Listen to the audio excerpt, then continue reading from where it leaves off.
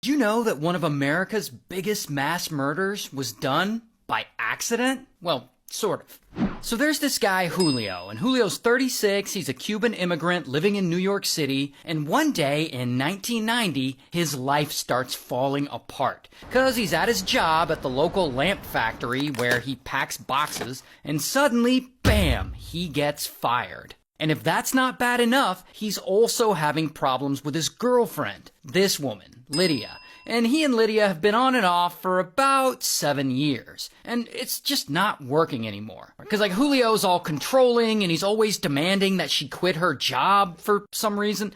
He's just kind of an asshole. And one day, Lydia has had enough of his nonsense. And pow, she breaks up with him. Now, this is a big problem for Julio, not just because she broke up with him, but because the apartment they're in seems to be hers. So she gets to keep it while he has to move out and find a new place to live. So he goes and he finds a new place, and it's a real dump. It's a room in a boarding house, and it's really small, like literally 10 square feet. So now he's living in this little ass room with nothing. Like the room costs $70 a week, which he doesn't have because he got fired from the lamp factory. So he's not able to pay rent on his room and quickly he gets behind on the payments. Bro's whole life is just falling apart. But he doesn't go and commit mass murder just yet. That comes later. And about 6 weeks go by, and he still isn't feeling any better. I mean, he's broke, he misses his ex-girlfriend, but then he gets an idea. What if Lydia were to agree to get back together with him? I mean, that would certainly make him feel at least a little better. I mean, maybe if she got back with him, then he could start to turn his life around. Here's the problem with that, though. Lydia is done. She doesn't exactly want to see him. But whatever, Julio doesn't care. He gets all drunk one night and he decides that it'll be a great idea to surprise her by showing up to her work, because then she'll have to talk to him. So then Julio shows up to Lydia's place of work, ready to spit some serious game. Here's the thing about where Lydia works, though. She works at a local nightclub called the Happy Land Social Club. And this place is really small, but it's also very popular and it's also super busy all the time. But tonight is a little different. Tonight, it's extra packed with people due to it being Carnival. So there's about 100 people in this really small club. And Lydia is there working the coat check. And so around 2 a.m., Julio shows up. And he's all sauced up, probably stumbling all over the place. And he goes to the coat check and he starts trying to talk to Lydia. Hey, how have you been? But unfortunately for him, she's not really feeling him. So she rejects him I don't need you, you should go. So he leaves. He leaves the coat check area and he mingles around the club talking to people he knows. About 40 minutes later, he comes back to the coat check area and he starts trying to rizz her up again. And he's like, I know you have a boyfriend now, but doesn't matter. You and I till death. Which is just a creepy ass thing to say to your ex. Regardless, Lydia is still not feeling him and they start arguing again. And he's just not leaving her alone so she can get back to work. But then a bouncer notices, and boom, he finally steps in. And he's like, okay, bro, let's move it along. And Julio doesn't like this, so he starts arguing with the bouncer. But whatever, the bouncer escorts his drunk ass outside and tells him to leave. But as Julio's leaving, he turns back to everyone and he yells, I'll be back! I'll shut this whole place down! Which is exactly what he's about to do.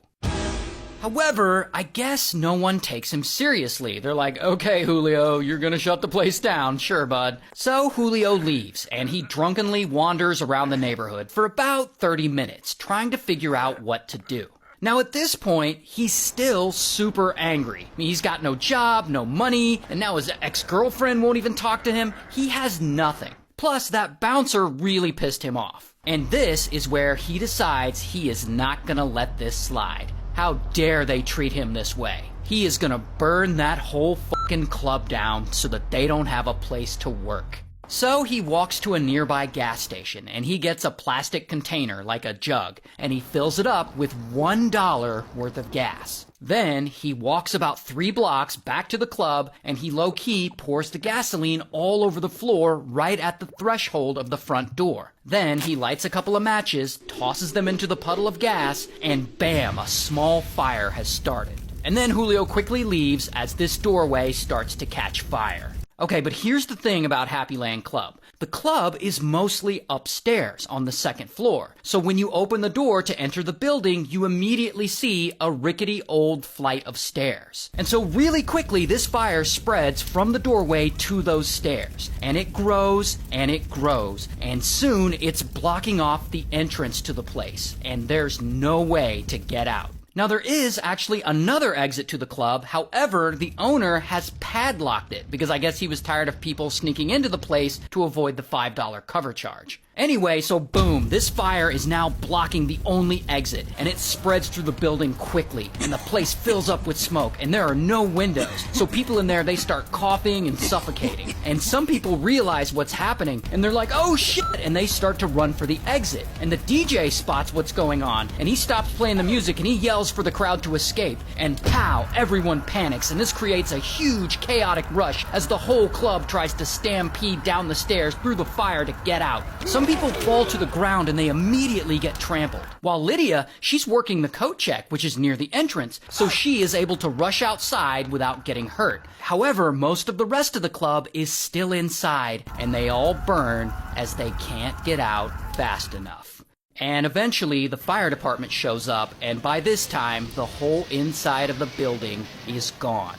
And only 5 people, other than Lydia, make it out of the club alive, while 87 other people die in this fire. Meanwhile, Julio goes back home to his little room and he lays down in the bed and he passes out, still stinking like gasoline. And no one knows that he just unalived 87 people, which at this time in 1990 is the record for the biggest mass murder in the country.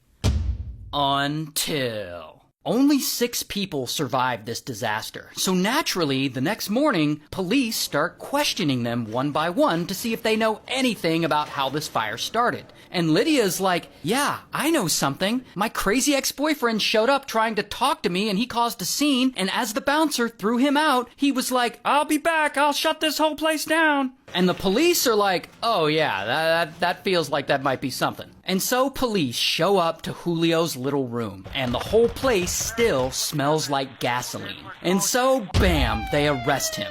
And I don't have a mugshot of him, but here's a picture of him in custody surrounded by reporters. And so he confesses, and he's found guilty on 87 counts of arson and 87 counts of mass murder, and he gets sentenced to life in prison. And so yeah, apparently he wanted to burn the club down, but he wasn't necessarily expecting to murder all of those people. That is wild.